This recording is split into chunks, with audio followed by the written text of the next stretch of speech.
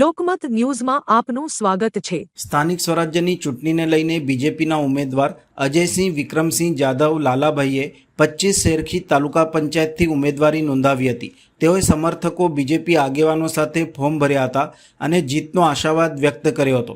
મતદારો જંગી બહુમતીથી જીતાડશે તેવો વિશ્વાસ વ્યક્ત કર્યો હતો।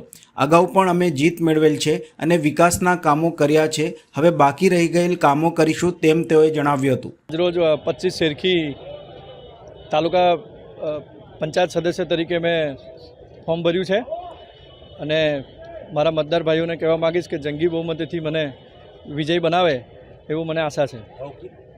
પણ તાલુકા સદસ્ય રહી ચૂક્યા છો, કયા કામ હજુ બાકી છે?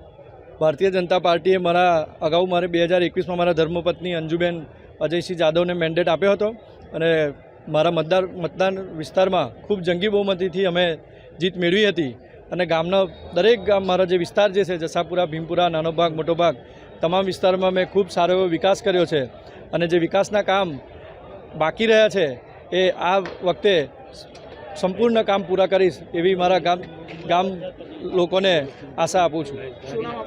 મારું નામ અજયસિંહ વિક્રમસિંહ જાદવ, શેરખી।